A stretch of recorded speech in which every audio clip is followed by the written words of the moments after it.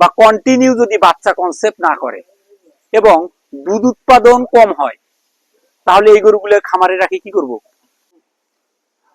আমার প্রত্যেকটা কথার মধ্যে নিশ্চিত কোনো উদ্দেশ্য আছে।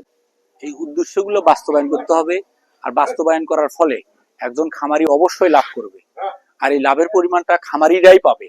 কিন্তু সঠিক সময়ে সঠিক সিদ্ধান্ত, এ কথাটা মানতে হবে।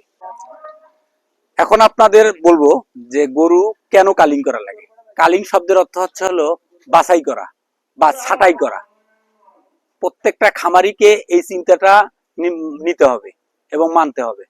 এবং কেন গরু কালিং করব আগে আপনাদের দেখানোর চেষ্টা করি। আসুন আসুন আমি আমার সবসময় প্রত্যেকটা ভিডিওতে এই গরুটা আমরা কালিং করছি।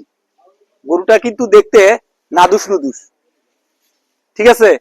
গরুটা কিন্তু বেশ নাদুস নুদুস, তারপরেও গরুটাকে আমরা কালিং করছি।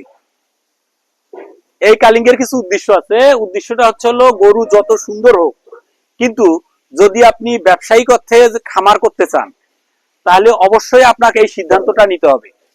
সিদ্ধান্তর বাইরে যাওয়া যাবে না যদি আপনি বিজনেস আকারে যাইতে চান। ঠিক আছে, আমি কি ভুল বললাম? দেখেন, এই গরুটা কালিং করার উদ্দেশ্য স্বাস্থ্য নাদুস নুদুস, কিন্তু আমরা যদি ব্যবসায়িক উদ্দেশ্যে বলি, আমরা যেহেতু ব্যবসায়ের জন্য দুধ এবং বাচ্চা, খামারিদের প্রধান সম্পদ হচ্ছে হলো বাচ্চা। সেই বাচ্চায় যদি সার্কেল মতো না আসে বা কন্টিনিউ যদি বাচ্চা কনসেপ্ট না করে এবং দুধ উৎপাদন কম হয়, তাহলে এই গরুগুলো খামারে রাখি কি করব? খামারের মালিকের দিন দিন যে আমরা খাদ্য খাওয়াবো, দিনের পর দিন এগুলো লস হিসেবে জমা হবে। খামারিকে এই লস থেকে তোলার জন্য এই একটা সিদ্ধান্ত নিতে হবে, সেটা হচ্ছে গরু কালিং।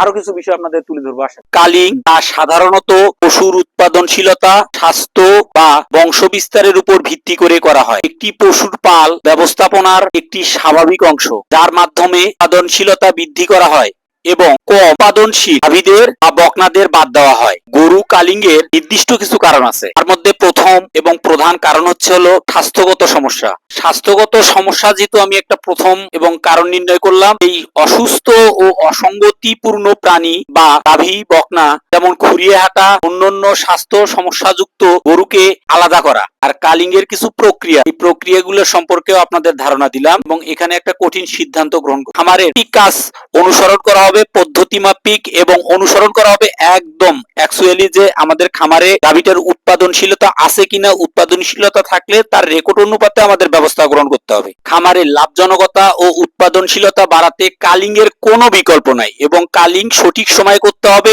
এবং খামারিকে লাভবান হতে হবে। ভিডিওটা ভালো লাগলে লাইক, কমেন্ট